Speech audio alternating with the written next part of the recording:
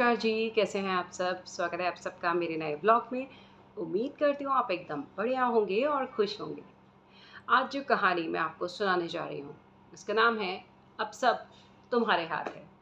जी, ये कहानी है एक ऐसे इंसान की जो एक यात्रा पर निकलता है और वो यात्रा के दौरान रेगिस्तान से होकर गुज़र रहा होता है। देखता है हर तरफ रेत ही रेत है, बड़ा मायूस-सा, ना कहीं पानी है, ना हरियाली है।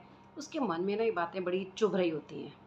तो एक जगह रुककर आसमान की तरफ देखता है और भगवान से कहता है कि क्या भगवान आपने ये जगह बनाई है, कोई पानी दे देते तो हरियाली हो जाती, यहाँ पे पेड़-पौधे लग जाते। आपने तो पानी का इंतज़ाम तक नहीं किया। देखो, कैसे सब रेत ही रेत, सब बंजर सा दिख रहा है। वो ये कह के वो लगातार आसमान की तरफ ही देखता रहा, मानो वो भगवान के उत्तर की प्रतीक्षा कर रहा हो। अब एकटक जब वो आसमान को देखे जा रहा था, तो अचानक से उसकी नज़र ना रेत की तरफ गई। अब जब रेत की तरफ नज़र गई तो उसने देखा कि यहाँ तो मुझे एक कुआँ दिख रहा है। वो हैरान हो गया क्योंकि वो कई बार उस रास्ते से गुज़रा था, लेकिन उसने कभी उस कुएँ को उस रास्ते पर नहीं देखा था। वो दौड़ता हुआ उस कुएँ के पास गया, तो देखा अंदर झाँक के कि उसमें तो पानी भरा हुआ है। अब ये देख के थोड़ी-सी घबराहट तो हुई उसे, क्योंकि उसने पहले ऐसे कभी देखा ही नहीं था कि रेगिस्तान में जिस रास्ते से वो जा रहा है वहाँ कोई कुआँ हो। अब कुएँ में पानी दिख गया, फिर आसमान की तरफ नज़र गई और भगवान से शिकायत करना शुरू। अब पानी दे दिया है तो इसे निकालने का जुगाड़ भी कर देते। कोई पानी कैसे निकालेगा यहाँ पे? बस इतना कहते ही उसे ये दिखा कि उसके बगल में एक बाल्टी और एक रस्सी दोनों पड़े हैं। घबराहट और बढ़नी शुरू हुई कि ये आज हो क्या रहा है? मैं तो जो माँग रहा हूँ मुझे मिलता जा रहा है। बस रस्सी का भी इंतज़ाम हो गया, बाल्टी का भी हो गया। तीसरी बार शिकायत करी आसमान में देखते हुए कि एक बात बताओ, जब इतना जुगाड़ कर दिया था तो मैं इसे ढूँढूँ कैसे, मुझे ये भी बता दो।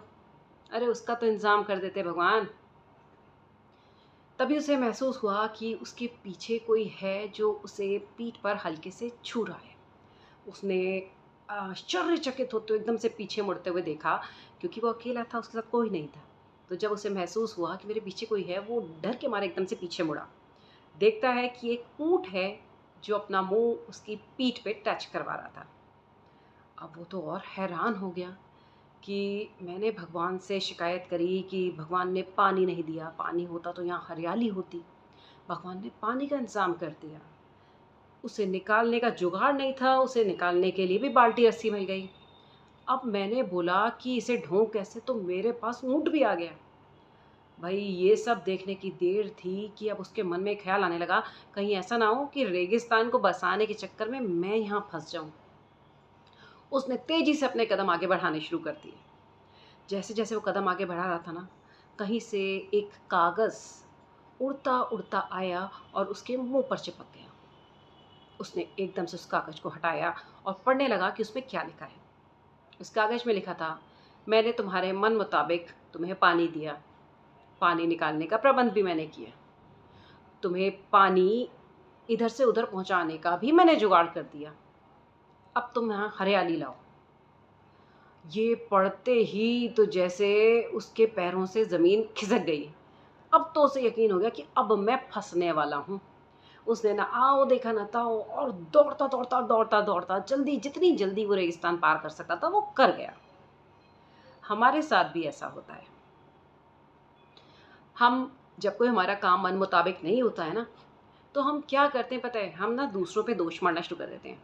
ये कभी अपने मम्मी-पापा पे कि आपकी वज़ह से ऐसा हुआ, कभी अपनी फैमिली पे, कभी अपनी कंपनी पे कि हमारी कंपनी की वज़ह से ऐसा हुआ, कभी अपने रिश्तेदारों पे, कभी दोस्तों पे।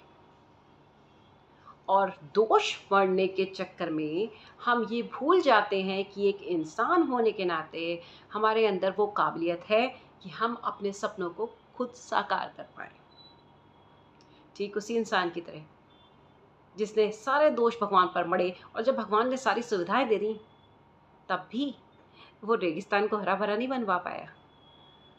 उम्मीद करती हूँ आज की कहानी आपको पसंद आई होगी। अगर पसंद आई है और आप मेरे चैनल पर नए हैं, आपने सब्सक्राइब नहीं किया है, तो इसे प्लीज़ सब्सक्राइब ज़रूर करिएगा। कहानी अच्छी लगी हो तो लाइक ज़रूर करिएगा और कमेंट में भी बताइएगा कि आपको पसंद आई या नहीं। अगले ब्लॉग में फिर एक नई कहानी के साथ आपके साथ फिर मुलाकात होगी। तब तक के लिए जय श्री कृष्णा।